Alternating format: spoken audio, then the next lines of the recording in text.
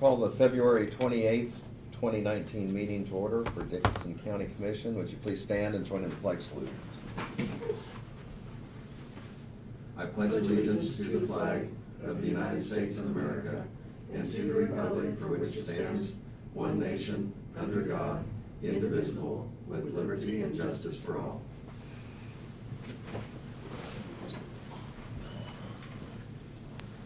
Okay, on the agenda, there is just one addition, and it's on an HRRR project to replace, it's on 1400 Avenue, and looking at an approval of a bid sheet. So with that added to the agenda, I would move that we approve the agenda as amended. Second it.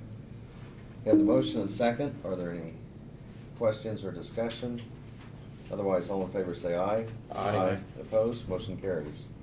The consent agenda includes the minutes of February 21st meeting, also fund expenditures of $253,842.69. I move we approve the consent agenda. I second. Okay, we have the motion and the second for approval of the consent agenda. All in favor say aye. Aye. Opposed? Motion carries. Commissioner comments? Craig, we'll start with you. Nothing. Okay. Ron? I'm good, nothing. Okay. The only thing I'll mention is I did attend the Abilene Chamber of Commerce dinner the other evening. It was very well attended. It's an opportunity for them to share some of the accomplishments that they've had here in Abilene and in the area. And then they did have some people that they recognized for awards. They had Delphine Holston for a volunteer award and all the work that she has done here in the community. They also recognized CTI and had representatives there from Concordia Tractor, and they talked about the merger that they're going through. And then also John Quinley, he's president of Great Plains Land Pride, and he came over, and one of the things that kind of stood out, he talked about when they first started out, if I recall this correct, that they were only putting out like 25 units per day, and then they've increased up to 50 and 75, and now they're over 200 units per day. And you just think of the economic impact and the success that they're having as a business is really important to us. And then of course they mentioned they have plenty of jobs, but now they need the workers to fill in those jobs. So there's the challenges there. But anyway, that was good news. And then they had posthumously Ralph Hilton for the Legacy Award and the work that he had done at Abilene Premium. So anyway, I did attend that event, and it was well attended, and good to be there. And we're a member of the chamber here, but also Harrington. So, okay, since that's all I have. There are no petitions or proclamations. If there's any public comment, now would be opportunity to do that. If you have any questions or comments from the audience. Otherwise, we'll go ahead and have our report. Brad, if you'd go ahead and give that for us at this time. Okay. Well, I know we've talked about this before recently, but I wanted to give you a little bit of an update on the snow removal costs so far, and just a little bit of a contrast as to what this year's compared to with others.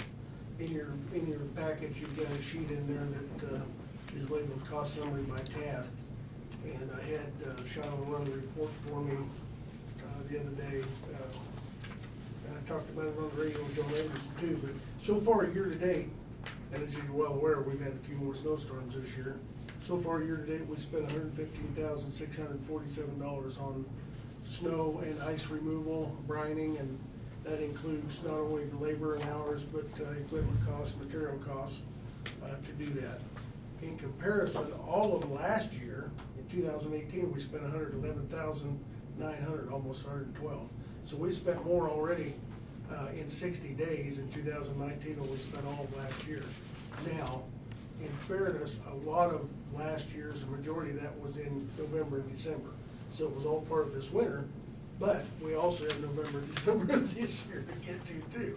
So as we were talking about in the work session, we're low on salt, We normally don't run out of salt, but we got to the point where we've been very low. You know, we keep 1,000 ton on hand, and we replenish that during the summer months when we can get it. This time of year, the salt provider, Canopolis, that we utilize, provides most of their salt to the northern tier of states across the nation by rail, and so we've been able to get out there and get a couple truckloads a week, but we can't get it like we'd like to, so.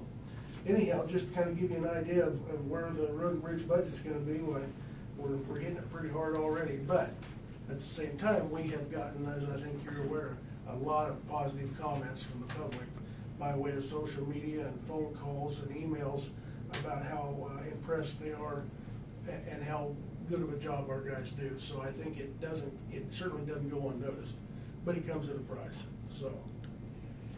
You might also mention, Brad, the cities that are getting it from us. Yeah, we have, and it typically every year, some of our smaller communities may get some, but I think this year so far, Solomon and Enterprise have gotten a couple loads of salt from us, from our stockpile, and Martin did tell me that he told them that don't know how much we can give them, but we'll give them whatever we can to help them out. I know we've been helping Woodbine when we go out and do the brining and the sanding, salting, and that we've been making this actually through Woodbine, and we also have helped this communities out like Solomon and Enterprise. When we go through town on their main drag, we'll go ahead and salt and sand it. It's just easier to do that than it is to give them material. They don't have the brining capability, and we can do that going through town. It doesn't take that much, so it kind of helps them out. So kind of goes back to that, we're all in the same boat, theory. So, and if it makes it safer for them to drive in those communities, we're certainly a big part of that, so. Well, I have to comment on that. I think our roads this winter have been absolutely great. I mean, you look at the accident reports and things like that. Safety, does come with a cost, but the roads were open. People could go to their jobs. They could be safe on the roads, and I have to commend the road department for doing just an exceptional job. The hours they put in and the equipment they have to use and the danger they put themselves in to keep us safe is very appreciated by the public. Yeah, they've done an excellent job so far, as they always do. Last week or the week before, I think I mentioned to you that I was in conversations with Saline County regarding the sharing of the zoning director. I did go over there. Tim and I went over last Friday and met with some of their staff. And as a result of that, I think it was Monday or Tuesday, the Saline County Commission had approved on their side of working with us to give it a try. And so at this point, what we have agreed to is that for the next month or so, Tim will spend a couple days a week over there kind of getting acclimated, and I think he's spending Tuesday and Thursday of next week over there to work with their staff to kind of get an idea of how they do things. There are a lot of similarities to their zoning regulations to ours. There's a lot of similarities in the job. There are some differences too. Main difference is they have a full-time staff over there working in their office that can do a lot of the work. They just need more guidance from a director that knows the regulations and how to apply them. And that's what Tim's role will be with that.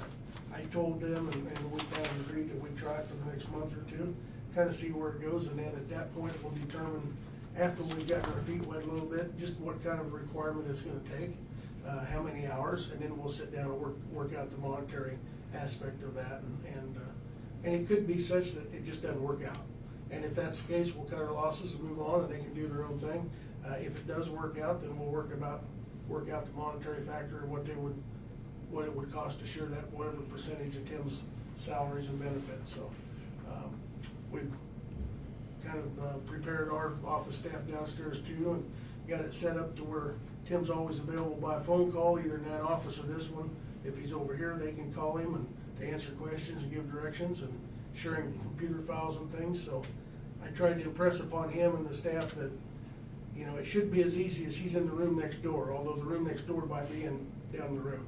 So, and we don't want to tell people when they come in, we're gonna have to take a message, have him call you back, because he's next to a phone there. Let's call him and get him on the phone and answer it right then. So we don't want to cut our nose off, we don't want to make our customer service any less, and hopefully we can keep maintaining the same level of service and help them out too, so. But Brad, I think this goes back again, and all of you guys have kind of agreed with this. you know, the staff you have here, in the courthouse, or legal or whatever, Dickinson County is pretty fortunate. When you start talking to some of the other counties, you have top-notch people. And I think we all need to be very proud of these guys, these folks that work for the county, whatever position it may be. We're just awful darn lucky to have the quality of people that we have, and I'm very appreciative. Well, we'll continue to work on that, and I'll keep you posted as we move along, so. I did also give you a sheet in there that has the EDC letterhead on it. That's a report that we got from Chuck that regarding the funding that we allocated for the local festivals last year. And he had put together, had each one of them send him in a letter that specified what they did with the money. I have those in a packet here if you'd like to look at them. But basically, the report that he gave you shows what communities requested the funding and what they had given to them. And as you can see, we sent some to Chapman, some to Enterprise, some to Hope, and some to Woodbine. So it all went to various community events that happened in our local cities, and I think they were all very much appreciated, so. Solomon didn't request anything. Solomon didn't request anything, so, yeah. They did last year. They did the year before. Yeah. And we sent them a letter, sent them a second letter, and said, all you gotta do is send us a request. So, sometimes money's too easy to get, I guess, so, for whatever reason. And if you wanna look at those reports, you can certainly have this to look at, but I know it was very much appreciated, so. For Ron's benefit, what the county just requested from them, that they send a kind of an after report to, you know, the first letter is what they're gonna use it for, and then the second one is, you know, what how it was used and the significance, the contribution it made to the festival or the city or whatever, Ron, so that's Okay. just. Sounds like a pretty darn good deal. Well, yeah, and it helps promote those groups, and every time they have some event like that, that brings a few hundred people in or whatever, it's helping promote the county and the city both. Help sales tax for everybody. Absolutely, we all win and we lose together, you know, Yeah. it's team effort, so. There, yeah. The other thing I had was the truck purchase, and I'll wait till you get that on your agenda, so. Okay. Doug, do you have anything for us? I have spent the exact same amount that the county has on keeping the sidewalks clear at the Auto Racing Museum and the Chapman Food Mart, the identical amount, $100,000. Is that right? It's been a tough winter for all of us, I'm sure you would all Oh, my agree. goodness. Other than that, we have, the sheriff has signed the deeds from the tax sale. We've delivered those, he has delivered those to the county clerk. Those have been executed and should be working their way out to those people who made the purchases. That's all I have. You might mention to Kathy, since she's here, about the properties that we're taking to court for blight. Well, we Just so, I'm not trying to, so people in the community know we're doing something about it, not just. yeah, there are at different times, there are properties that fall into a condition that we refer to as a blight. And in those situations, what happened is the county will give every opportunity for those people to work through their situation, to clean up the problem. But if they stop with their efforts to clean it up, fail to clean up the property, or simply just say they're not going to, then we have a remedy. We will file proceedings in court, ask the court to assess fines, order that the property be cleaned up. And before we get to that stage, the county representative is working with those people to make certain that they have the opportunity to clean up the properties. And if they're having problems with the weather, the county's been very tolerant to give them every opportunity. But ultimately, the bottom line is those properties have to be cleaned up. It's only fair to the neighbors around and to the adjoining property owners and to the people that are living there. And we have several that are working its way through right now. So hopefully they will get it cleaned up before the county has to file. That's all I've got. That's very good. Okay, thank you. Notice and communications, we just had something from the Kansas Department of Commerce, and it told about some of the grants that have been made available to some of the communities throughout Kansas. And of course, we work closely with them, and you know, there's opportunities there. One thing that did kind of come out to me, or stood out, they had 28 water sewer applications. And of course, this was some of the small communities. But it appears like there's just about a dozen or so that they were able to give awards to. So, I mean, it just shows how all the communities, you know, sometimes recognize needs and all sizes of communities throughout Kansas. And I think they do they also mentioned that all of them were within the threshold of receiving help. So I know they make hard decisions there, but they certainly balance that out. And so it's good that we always have communication with them, and maybe we'll see some of the communities in Dixon County on some of the future lists. I know that, of course, we've talked about Chapman and, of course, Enterprise. Harrington's facing the same issue. A lot of those systems were put in the WPA days or shortly after, and they're coming due to be replaced with current technology. So, yeah, our communities are no different than anybody else, so. Okay. We do not have any resolutions, no unfinished business, which means Ron and Craig really took care of things last week, so I appreciate both of you stepping in the last few weeks here. We'll go to other business. First thing is our memorandum of understanding with the city of Abilene and Dixon County for EDC opportunities. And Brad, would you give a little more information on that, please? Yes, as we remember back on October 1st, you all met with the City of Abilene leaders and kind of had a work study and a brainstorming session to identify what issues of common interest we have. Out of that came the idea to compile a memorandum of understanding that deals with how we go forward with the city. I think it primarily focus on that as the Northwest Corridor. However, the document kind of encompasses everything as far as working together. And at any rate, we've, over the last several months, we've kind of tweaked it up, and the city commission approved it Monday. And so it's now on your table to approve moving forward. One of the areas that's identified in that Northwest Corridor, as far as we're concerned, is the bridge on Northwest 14th Street or on Old 40. And I would anticipate sometime in the next 12 months or so, we may want to get a consultant on board to look at that and start looking at options for that, so that we can apply for that funding. As you know, KDOT funding, federal funding, sometimes takes years to get it lined out. So we want to start as soon as possible. And as the city works on the Northwest 8th Street and project out to the Great Plains facility, and we work on cleaning up the boundaries of Northwest 14th. As that develops, hopefully we can be in place to replace that bridge about the same time that it's needed, and not wait until it's needed and then have to look 5 or 6 years down the road before the funding's available. So with that said, I've got 2 copies that have a signature blank on it for the mayor and the chairman of the county commission. So. Okay, and as Brad mentioned, this is something that's been a process that's been very deliberate, and we've had copies of this. I don't know if there's any questions or comments that the commission would have. I'd move that we approve the memorandum of understanding between the city of Abilene and Dixon County for economic development opportunities. I second it. Okay, we have the motion and the second for approval of this MOU with the city of Abilene. Any questions or discussion? I certainly think it's a positive step forward. And it's not like some of these things didn't exist as far as cooperation before, but anytime you have something like this where it is intentional and deliberate, you know, almost like a covenant, like, you know, yes, we're going to work together. I think that helps as far as the total focus that all have for that. So we do have the motion and the second. I'll go ahead and call for the motion. All in favor say aye. Aye. Aye. Opposed? Motion carries.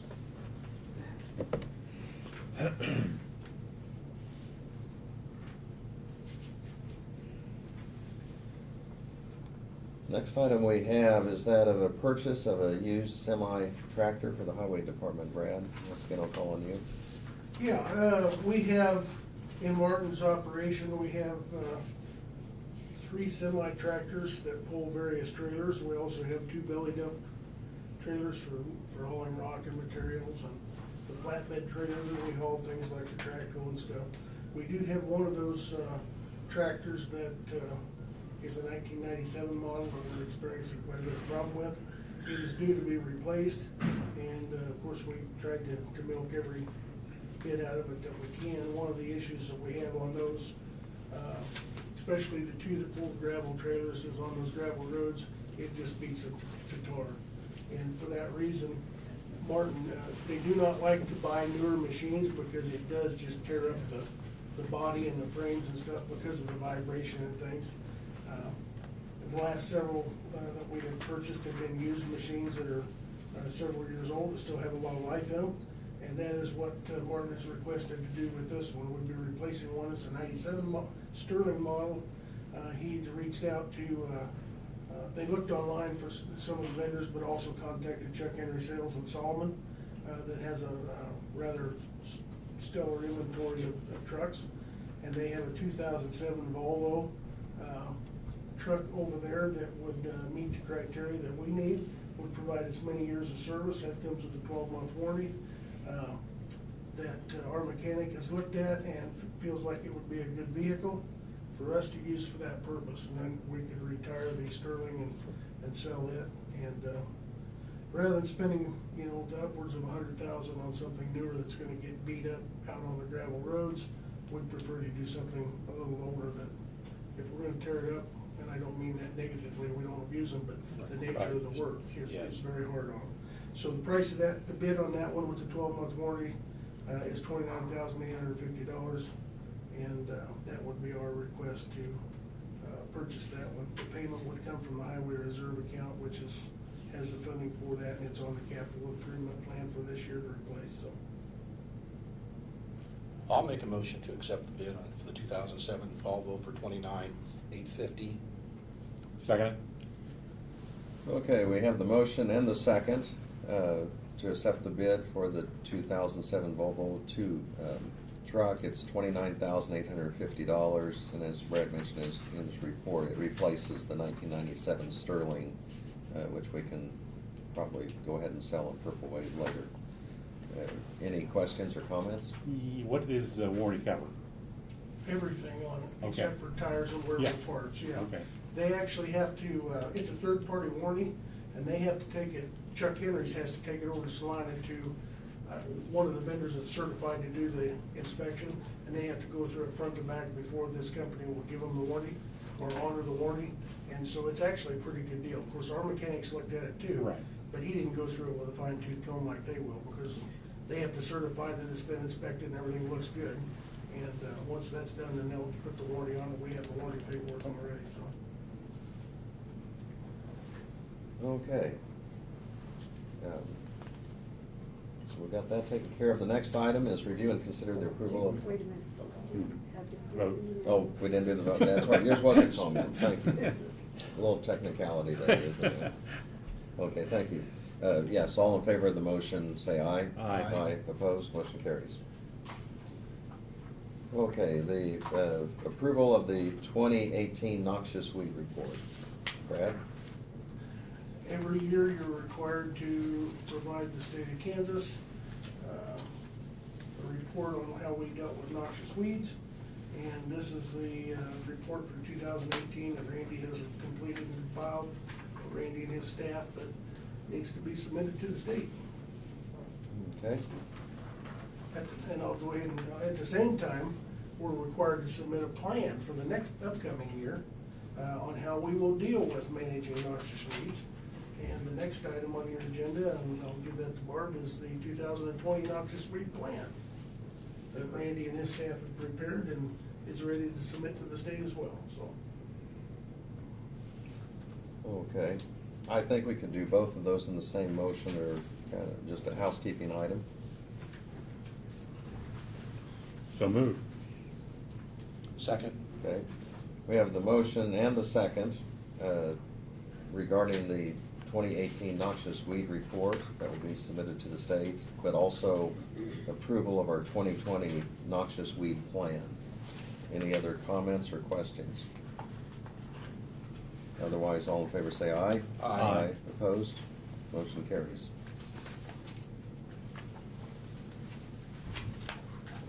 take time to sign these quickly and.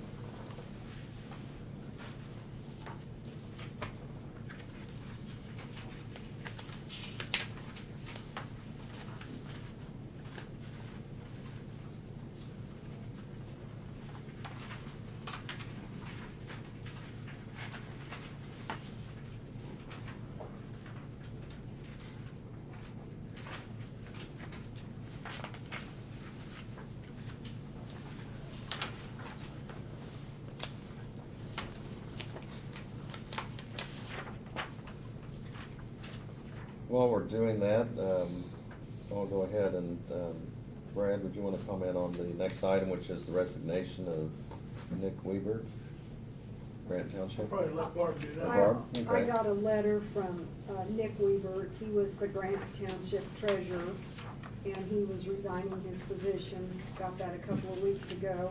And just this last week, I got a letter from the other two board members that recommended Jeannie Herrera to take his place. She has agreed to do that, so I just Okay. need to appoint her. I'll go ahead and move that we accept the resignation of Nick Weaver, Grant Township Treasurer, and at the recommendation we've received, also appoint Jeannie Herrera to take his place. Second. So we have the motion and the second. Any other discussion? All in favor say aye. Aye. Opposed, motion carries. We have one add-on item, and that's in regards on 1400 Avenue, approval of the bid sheet. Brad, do you want to summarize that for us?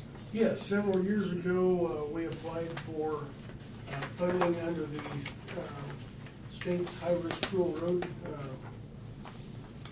grant program to replace all of the signs along, all of the county signs along 1400 Avenue from the west to the east side of the county.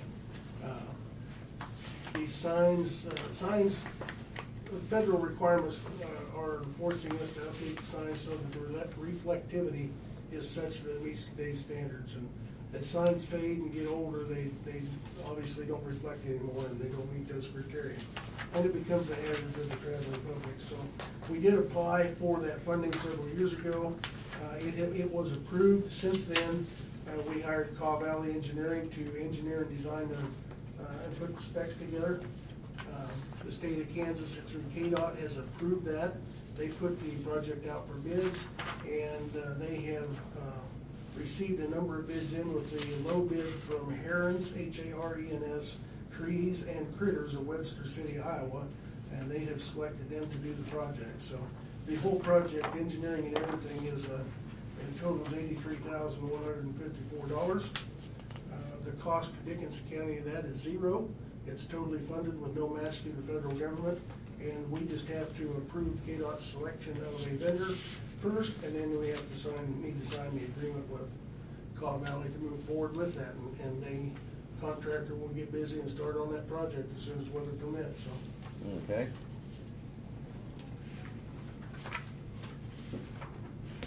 I would go ahead and move that we enter this agreement, and so we can proceed with this with the firm selected, from Webster City, Iowa. And as Brad mentioned, there's no cost to the county. I'll second it. We have the motion and the second. Are there any other questions or comments? Otherwise, all in favor say aye. Aye. Opposed? Motion carries. Okay, I think that's all we have other than signing. I do want to mention, I certainly appreciate the outpouring of sympathy and concern that people have expressed. It, certainly reminds you one of the benefits of small communities. People know each other and step forward, so. With that, I'll go ahead though and make a motion for adjournment. I'll second. Got the motion and the second. Any other comments? All in favor say aye. Aye. We're adjourned.